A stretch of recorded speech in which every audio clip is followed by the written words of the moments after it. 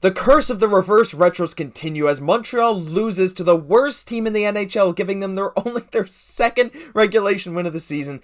Oh boy, we're a bit frustrated after that loss, and we got a lot to get into on this game reaction edition of Habs Digest. Hello, bonjour, ahoy, and welcome to today's game reaction edition of Habs Digest. I'm your host, Josh Gosse, alongside my co-host, Jesse Poirier. And before we get into the game reaction, guys, hit the subscribe button. We just passed 3,000. We're trying to get to 5,000 as soon as possible. We know you guys can help us with that. Our videos are doing crazy well, so thank you for the support. And if you haven't hit that button, hit it now. You won't regret it. Jesse, man, that game was, I don't know, like, after last night's loss against Ottawa, you're kind of like, oh, Montreal's going to bounce back again, right? They've done that time and time again, especially after such a close loss, fight with the refs, and they come in and they put in maybe the worst 2 periods of hockey I've seen them play all season against the Ducks, no less. I mean, what is your feeling about this loss? Because I'm just sad. Yeah, the curse of the reverse retros continues. Let's burn them. Let's just hide them away somewhere and never talk about them ever again. Because it's not even just this year where we're not good with the reverse retros. Like, it's been like a couple of years now where it just seems like we just can't buy a win when we're wearing those jerseys. But anyway, maybe we shouldn't blame, the sweaters all for that. We did allow in 2 goals, in like a 26 second time span in between them. So, I mean, it's been a couple times this year where we're kind of doing that. So, I mean, obviously that's not putting us in a good position to win the game, in the first period, essentially. But, a big part of the game was that we just weren't really in rhythm. We weren't making our crisp passes because when we're at our best, when we're playing effective hockey is when we're playing quickly. So, of course, you need to be making quick, sharp passes in order to play this way, and we just weren't really doing that tonight. We weren't doing anything tonight. I mean, as Craig Button said, it's at one point in the first period, the Habs look out of it. There's no synchronicity. And in the second period, he said, and I quote, "We're 33 minutes into the game, and other than Jake Allen, I don't think there's a single positive thing I can say about Montreal."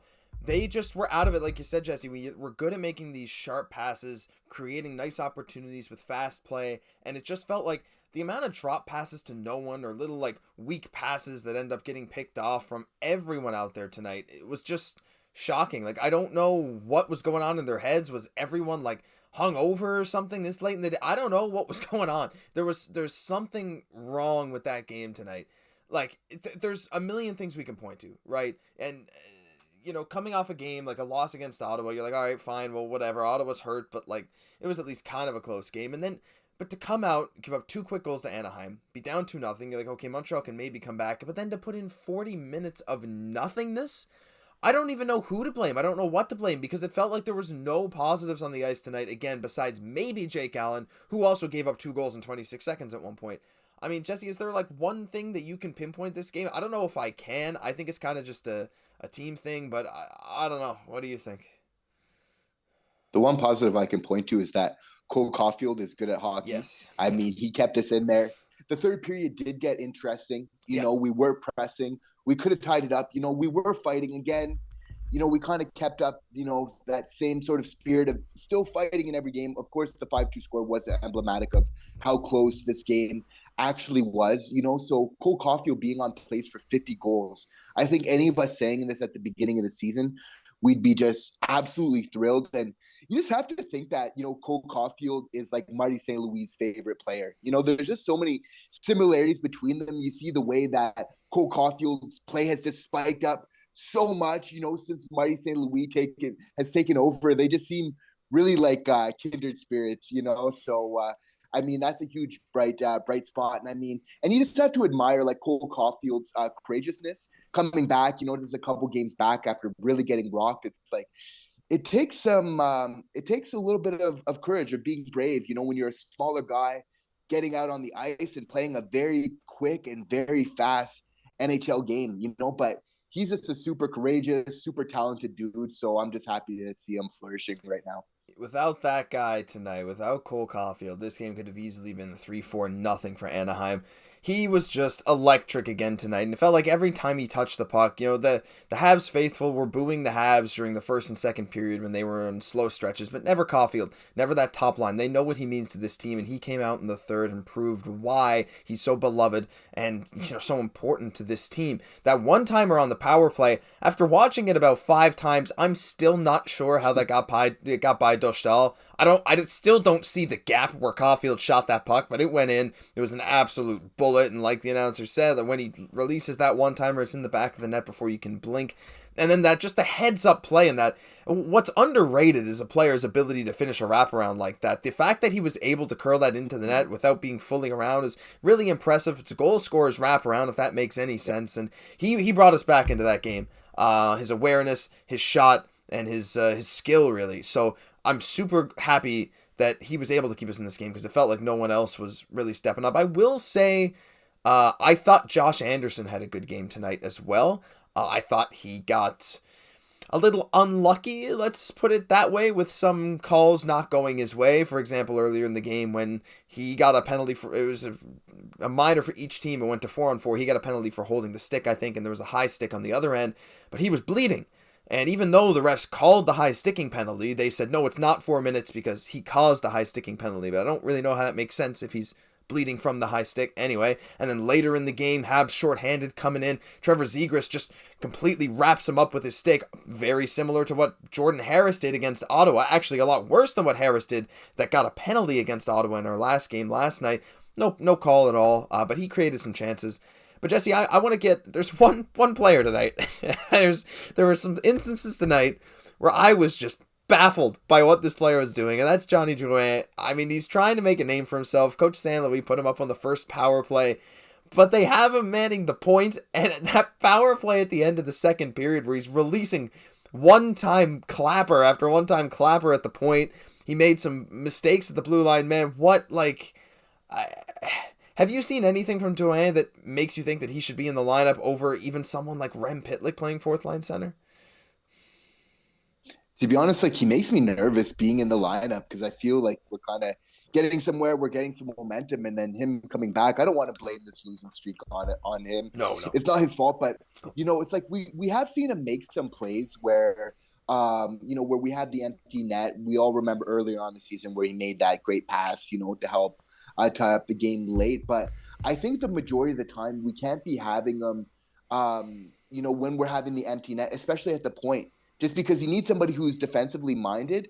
And we know that Jonathan Drouin is turnover prone. He does it all the time. So that's definitely not the guy that you want back as your last line of defense. And especially not when you're having an empty net. So I prefer not to really see him there.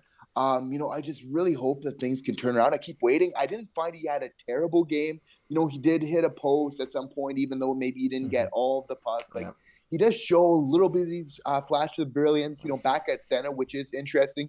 Winning a couple draws, which is great as well. And apparently Marty St. Louis does kind of have a long-term sort of plan with that. I'm very curious to see, but you just have to wonder how much patience management really has for Jonathan Drouin at this point in time. I've been trying to be patient with DROUIN because every time he plays, you can see the skill is there. You can see why he, in the past, was a high draft pick. But I find myself, more often than I ever praise him for something he did, I find myself being like, what are you doing? There's always an undertone of I don't even play hockey and I wouldn't make that pass. What? Oh my goodness, that weak pass there with the empty net. Just turnover, oh my God. And not to mention last night where he just fumbled that pass back to the blue line that ended the game for Montreal. And again, I hate to hate on players because these guys are playing hockey at a higher level than any of us will ever sniff.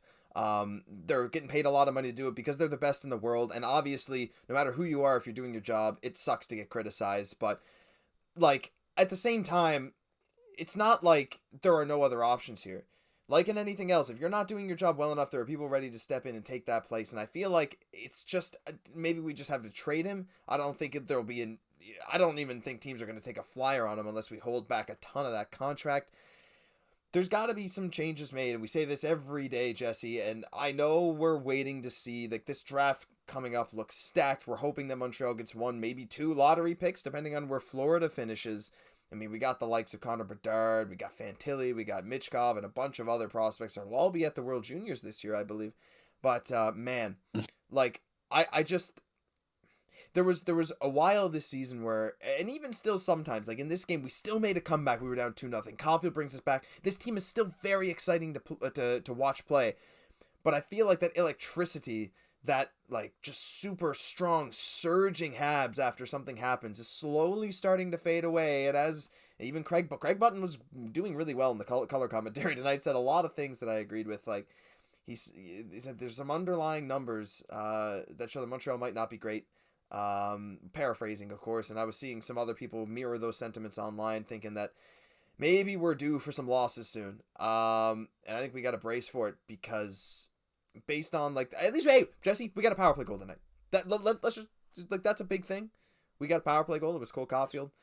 Finally broke the streak, but I don't even know what else to say, to be honest. I'm just disappointed.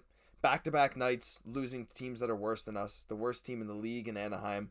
I'm kind of at a loss, Jesse. I don't even know what to say anymore.